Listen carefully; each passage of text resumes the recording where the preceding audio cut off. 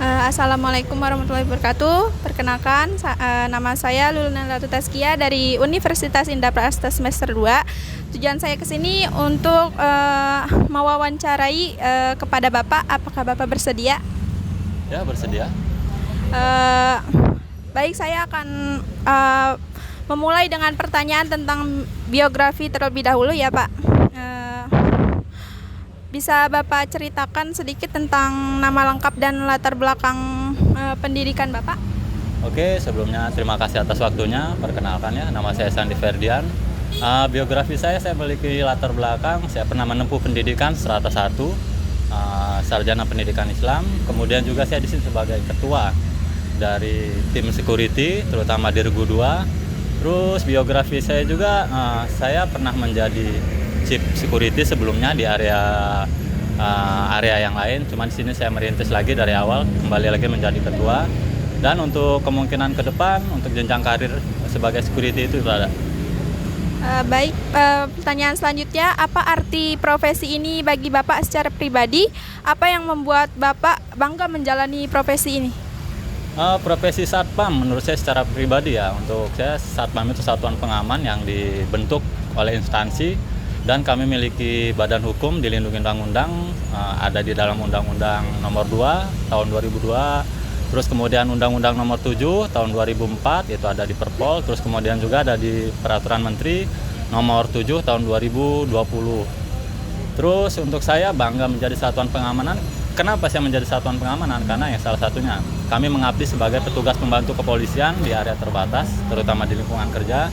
Terus juga bagi saya pribadi, satuan pengamanan ini salah satu bentuk kerja pengabdian yang bukan hanya berupa jasa, tapi terkait juga pengamanan, berikut juga pelayanan publik. Baik, apa yang membuat Bapak dulu memilih untuk menekuni profesi ini? Apakah ada pengalaman tertentu yang menjadi titik awalnya? Awal mula saya menjadi terjun di dunia security di satuan pengamanan itu faktor ketidaksengajaan. Nah, dari faktor ketidaksengajaan itu ternyata saya geluti, saya pahami ternyata satuan pengamanan itu suatu pekerjaan yang mulia dan memang banyak dibutuhkan oleh orang, terutama di perusahaan, terus juga di area, di gedung maupun di kawasan. Nah, terus juga yang bikin saya berminat sebagai satuan pengaman adalah bentuk bahwa kami, termasuk saya pribadi, itu memiliki basic sebagai satuan pengaman yang memang dididik sebagai pengaman, terus juga pengemban, berikut juga pelayanan publik. Baik, dan menurut Bapak, bagaimana perkembangan profesi ini dari dulu sampai sekarang? Apa saja perubahan besar yang dirasakan?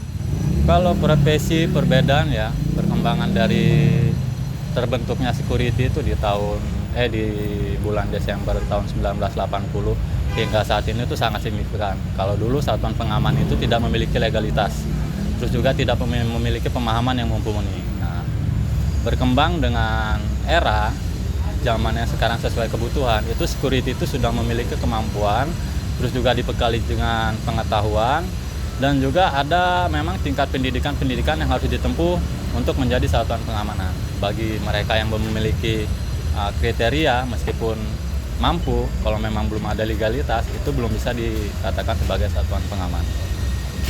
Apakah profesi ini memiliki standar pendidikan atau pelatihan tertentu sebelum bisa dijalani? Lalu kompetensi apa saja yang penting yang harus dikuasai? Untuk security itu standar kompetensinya ada. Untuk pendidikan minimal itu sekolah menengah atas ya. Nah, untuk mengikuti menjadi satuan pengamanan itu ada pendidikan 3 tahapan, 3 tingkatan. Untuk yang pertama itu Gada Pratama. Kualifikasi Gada Pratama itu sebagai anggota pelaksana di lapangan. Terus kemudian ada jenjang karir, jika ingin menjadi seorang danru itu harus pendidikan kembali yang bernama Gada Madya. Gada Madya itu tingkat kedua dari pendidikan Gada Pratama. Kemudian untuk tingkat karir berikutnya, apabila memang sudah mumpuni dan juga memiliki pengalaman, itu harus ikut lagi pendidikan sebagai Gada Utama.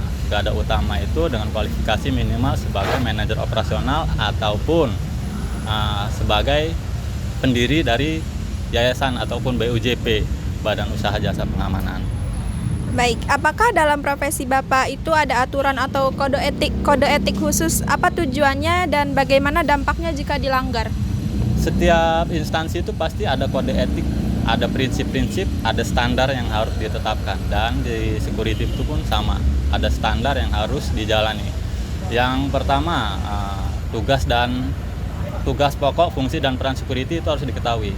Kalau memang dari tugas pokok, fungsi dan peran itu dilanggar salah satunya, itu akan berimbas kepada tim yang lain yang berakibat, karena BUJP itu merupakan vendor ataupun yayasan yang digunakan oleh perusahaan. Nah, itu konsekuensinya akan digantikan dengan vendor yang lain.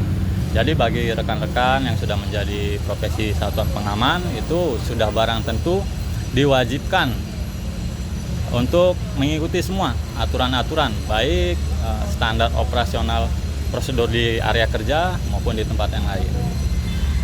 Kemudian apa saja sikap atau nilai profesional yang menurut Bapak harus dijaga dalam menjalani pekerjaan ini?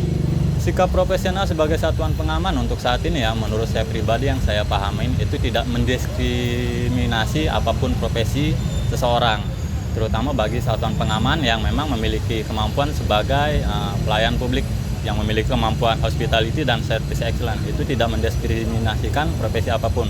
Salah satu contoh, baik dia pelaku usaha maupun pekerja lapangan, apabila bertanya ataupun minta arahan itu diperlakukan secara sama. Itu menurut saya. Pernahkah Bapak menghadapi kasus atau pengalaman kerja yang sangat berkesan? Apa pelajaran yang bisa Bapak ambil dari situ? Kalau pengalaman yang sangat berkesan banyak ya. Kalau untuk hal-hal yang saya tangani, salah satunya waktu itu ada salah satu area yang memang didatangi oleh KPK, Komisi Pemberantasan Korupsi, untuk OTT, operasi tangkap tangan. Terus kemudian juga dari instansi kepolisian untuk pemeriksaan dalam salah satu perkara.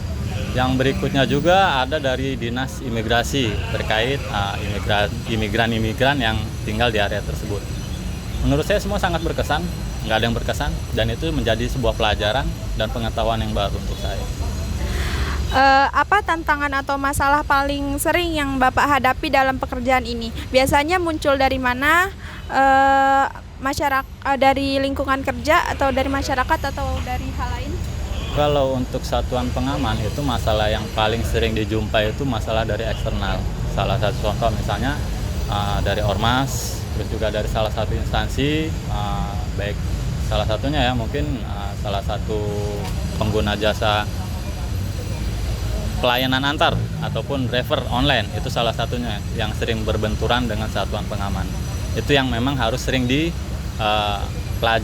dan dikembangkan kembali supaya menanganinya tidak jadi bentrok ataupun konflik dengan orang-orang tersebut. Baik, pertanyaan terakhir Pak. Apakah Bapak pernah bekerja sama dengan profesi lain? Kayak contohnya seperti apa dan bagaimana untuk kerjasamanya? Kalau untuk kerjasama dengan yang lain saya belum pernah. Cuman saya pernah menjadi salah satu bagian dari perusahaan yang memang harus menghandle dan bekerja sama dengan perusahaan lain. Tapi kalau secara pribadi langsung untuk diri saya belum pernah. Baik Bapak, terima kasih atas kesediaannya untuk wawancara. Maaf jika ada kesalahan kata. Baik, wassalamualaikum warahmatullahi wabarakatuh.